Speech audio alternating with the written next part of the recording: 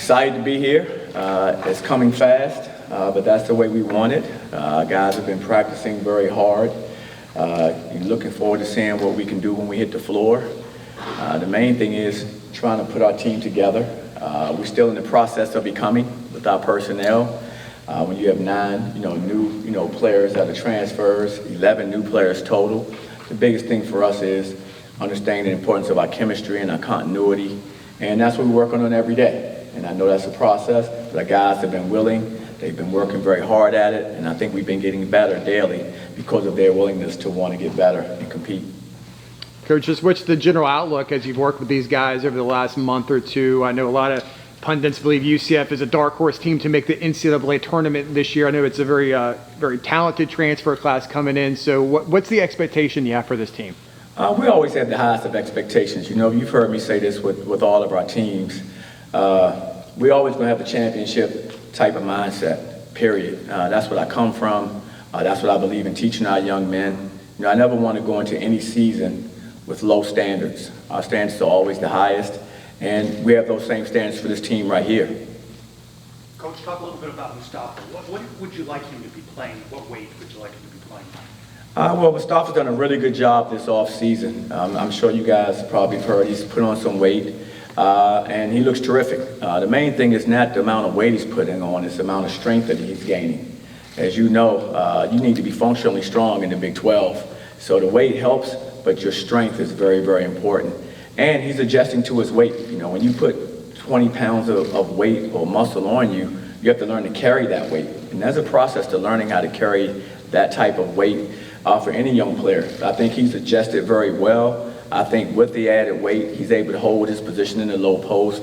I think defensively it's made him a more physical player down there because he's carrying, like I said, some more pounds. So it's been very positive, I think, all in all. But there's still an adjustment period for him, and he's going through that now.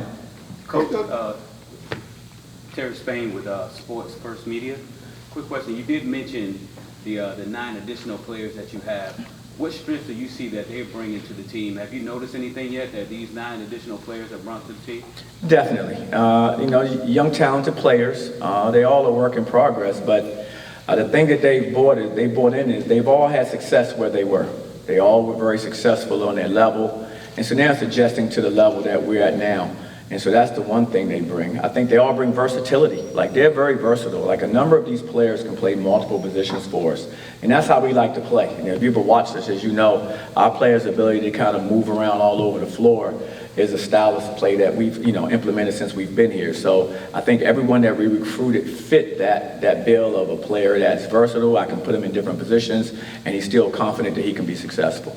Coach, going back to Mustafa real quick, throughout the years, you've been kind of relying on transfer experienced guys coming in. Now you have a younger player. What advantages do you enjoy having a younger player that you're building rather than an experienced vet that's set in his ways? And then what disadvantages are you having to bring him along versus having an older guy come in?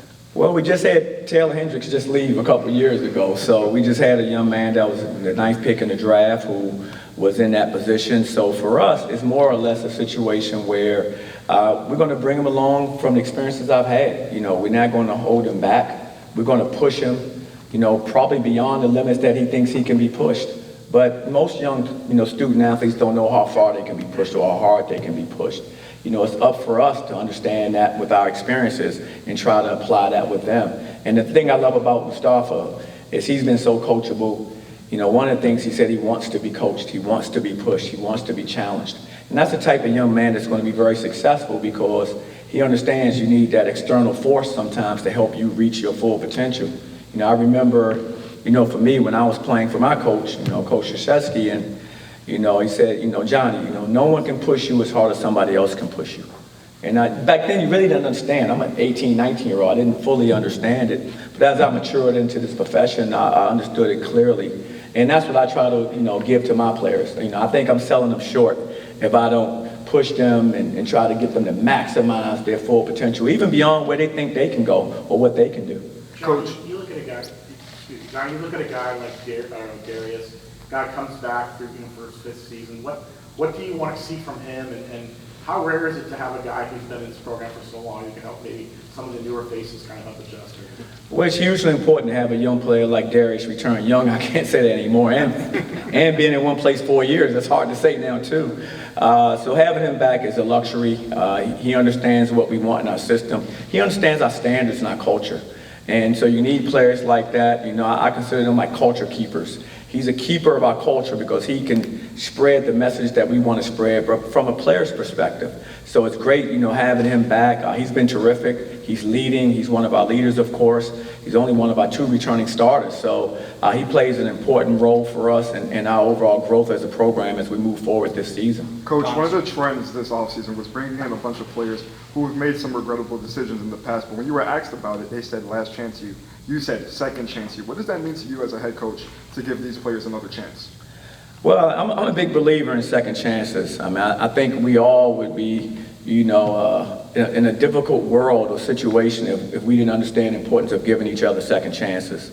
And so, you know, I've really believed that throughout my whole coaching career. You're seeing it now with some of the players we have here, but nothing's changed in our overall mission statement. We're going to try to help young people, you know, when we have an opportunity to help them. You know, as I mentioned, you know, I think before in an interview, you know, the thing I'm very, very proud of is, you know, I have our universities backing and making these decisions. You know, they're trusting in what we're doing. I couldn't make these decisions if someone, you know, at our university and the people above me didn't say, hey, you know what, have you done your work? Have you done your due diligence? Do you think it's a good fit? You know, have you checked, you know, everything out? And once I'm able to check those boxes, you know, just to have that belief from them, it means the world to me, because that means they trust my decision-making process and what we're doing as a program. So I couldn't be more, you know, excited about the university I work for, because I know that not everyone would give these young people a second chance, and I'm just very proud that UCF has done that. Coach, several months ago. Coach, I was reading in the notes, there are 40 D1 programs that have 11 or more A players. Is that kind of the new age college basketball? And what are those wars like out in the field trying to get transfers to come in? Well, absolutely. I know we're one of 40. You know, I would have thought, you know, with 11 newcomers, you'd probably be, you know, number one. So it has changed. The landscape has changed in our game, and we have to adapt. You know, you've heard me say, I think last year and maybe before, you know, we have to lean into this new world that we're in. That's the only way you're going to be successful. It's where we are now. It's not going anywhere. And so you have to be ready to coach players, almost like when I was a professional. When I was an NBA player, you know, all of a sudden your roster's turning over, especially if you're not on a winning team. Your roster's turning over quite a bit. And so I think as a coach, you have to be able to, you know, get these players together as fast as you can. You have to really, really work on team building. I mean, team building has to be paramount, because you have to get everybody on the same page as quickly as possible. And understanding your system has to be one in which, when you implement it, it doesn't take these young men a long time to you know, grasp, because you don't have that type of time anymore. Once the year starts, it's on. So that's been kind of our approach. I've leaned on my NBA experience, to be quite frank, and professional experience, because that's kind of the model that I see, you know, us being in now, with, you know, the ability to transfer at will, with the ability, you know, players are moving a lot faster and going to different schools quicker. So, you know, we just have to adapt to the times, and I think the NBA experience that I've gotten, I think has been helpful in what we're trying to do. Coach, Mikey Williams is a player, since he was in middle school, Mikey Williams is a player who's generated considerable buzz. He's getting ready for his first season of college basketball. What have you seen from Mikey, and what do you see his role being on this team? You know, Mikey's been terrific. I mean, he's come in, he's worked very hard, he's really competitive. I mean, you have to remember, you know, we started workouts in June. You know, Mikey's been in for all of 7 weeks. I think he came at the end of August. So he hadn't been here very long. So he's adjusting. But the one thing I will say, he has a willingness to learn. He wants to be great. And, you know, I'll share what I shared with him. I mean, he has to understand the importance of running his own race.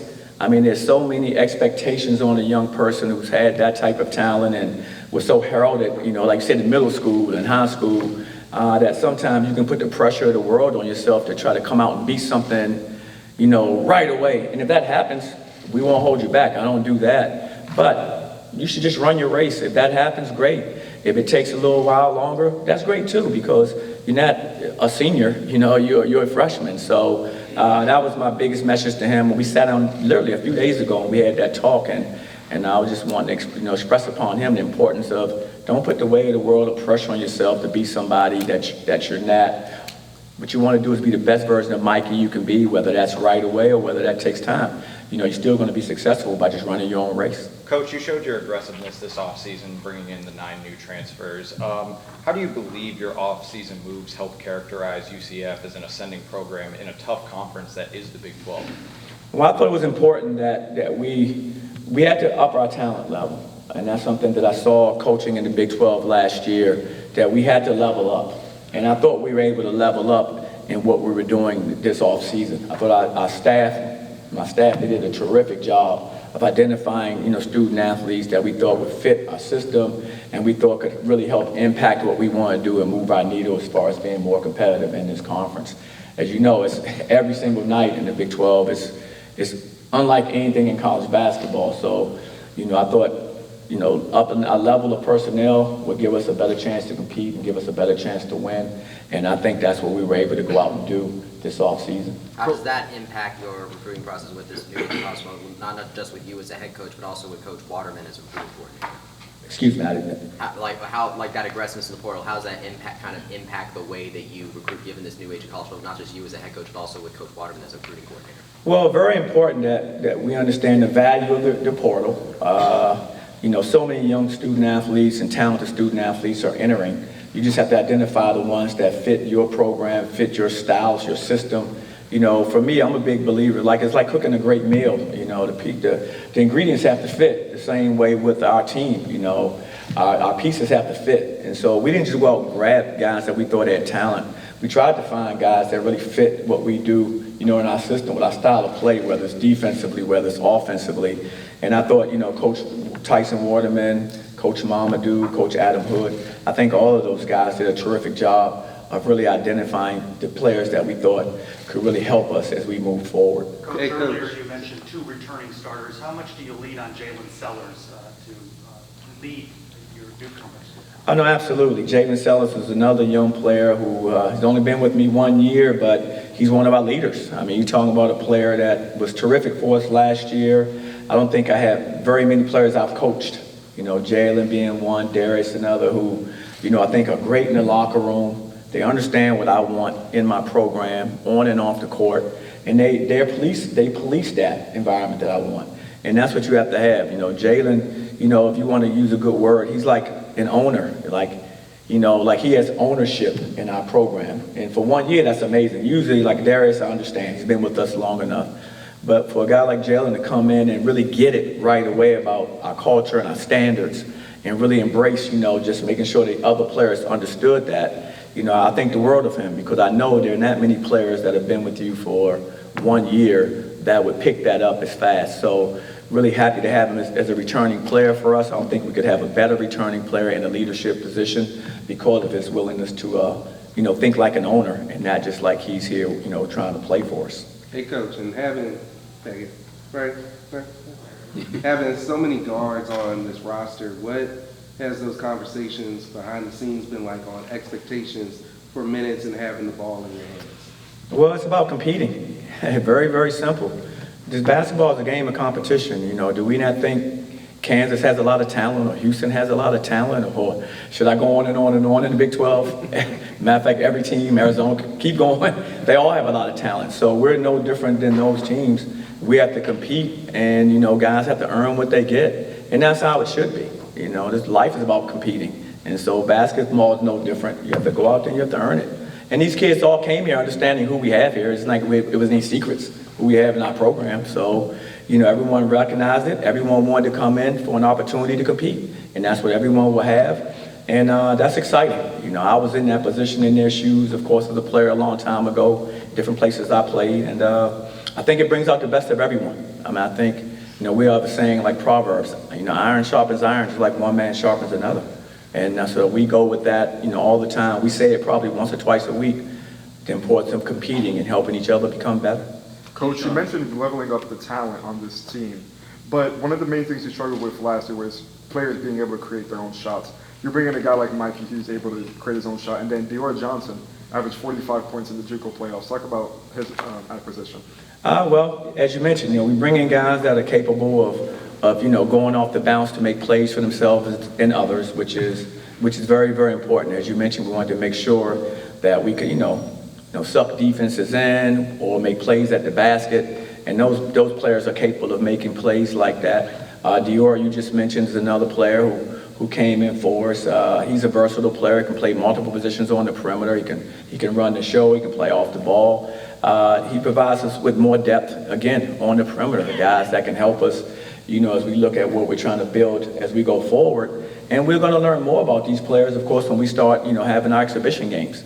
Right now we've just been practicing against ourselves. So I think, a big lesson for us will be, okay, what do we learn when we play Florida Gulf Coast? What do we learn when we play Georgia, in the preseason? So these are games, I think, that really kind of give us, an idea of what we have to do to get better, an idea of where each one of these players are and running their individual races. I wanted to ask you about a pair of players that had major roles at their previous schools, Jordan Ivy Curry, Keyshawn Hall. How have they fit into what you want to do, and what have you seen from those two guys?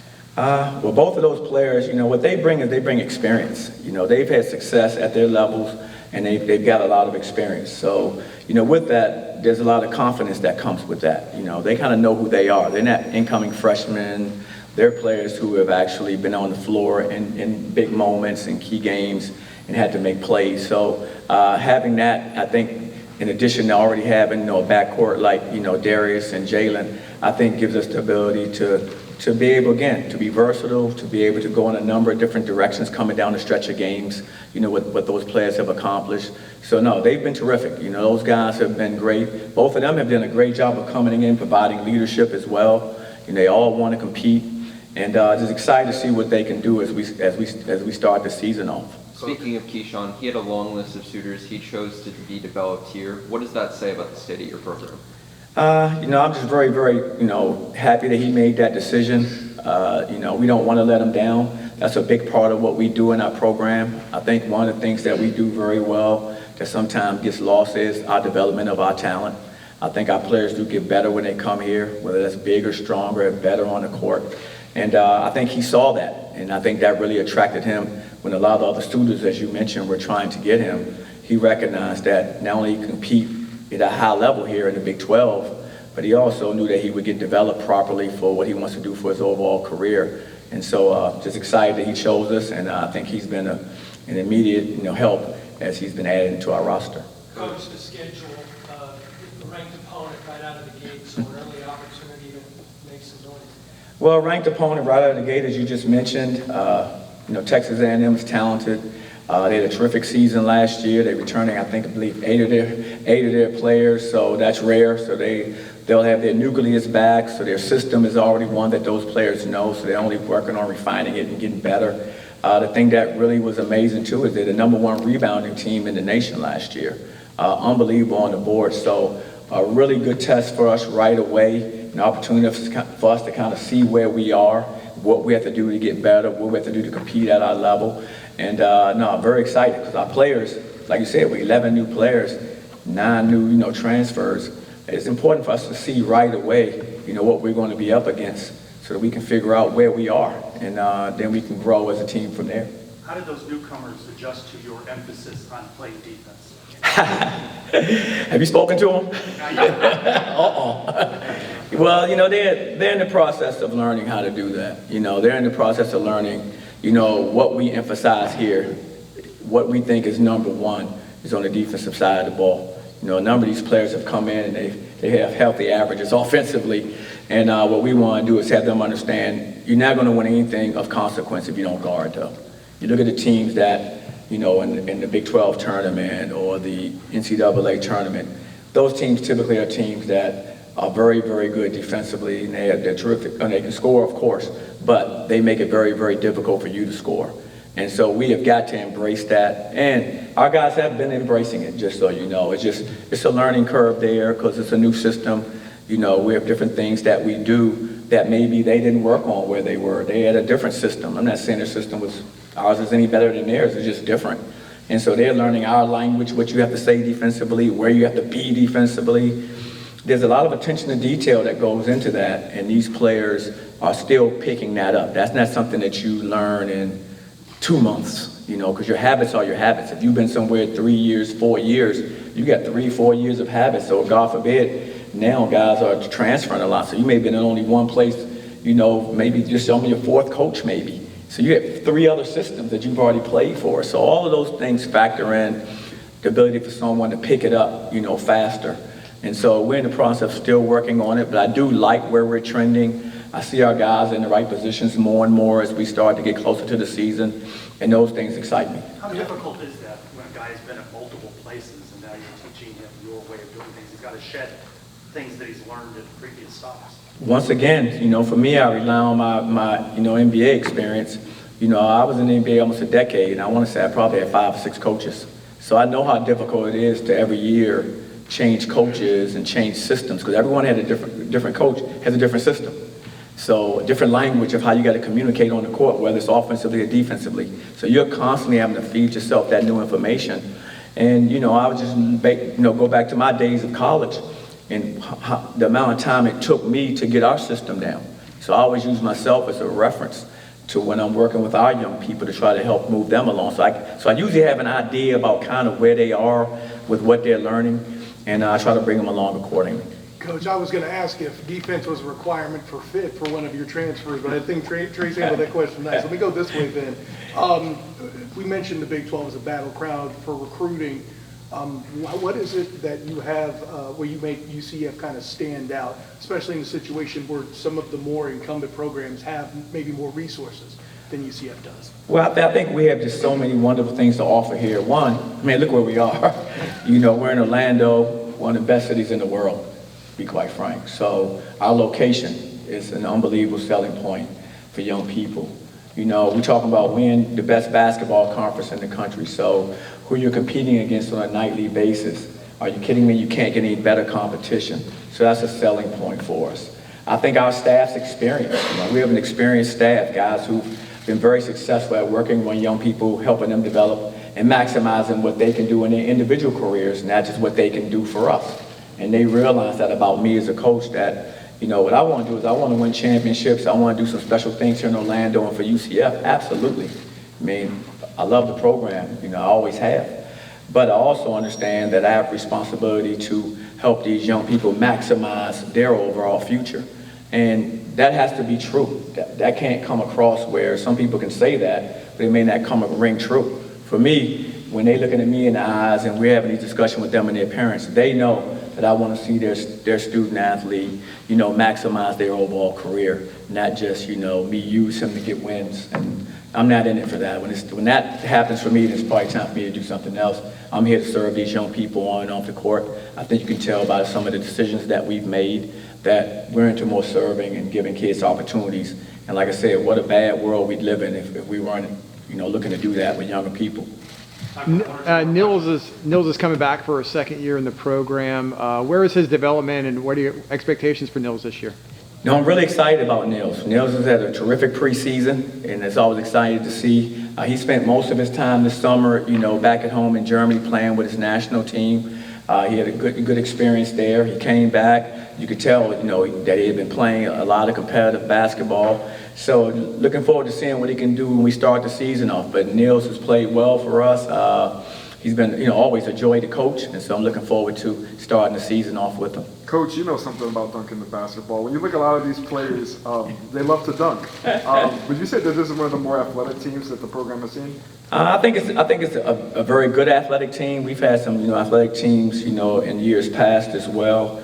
The thing I want these guys to understand when they're going in for these dunks and plays like that they only count as 2 points. And so whether you score it by laying it up or dunking it, just understand we want the 2 points. So if you miss it, you may come see me. I don't need any other assistant coaches either. So no, really just some of these players can really attack the rim and make plays at the basket, which is good. And they're learning what they can do. Like I said, all of them are adjusting to playing at, a Big 12 level.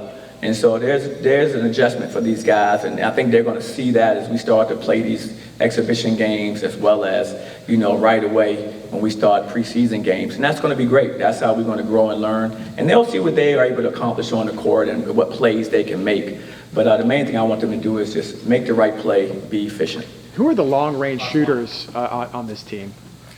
Long-range shooters on this team.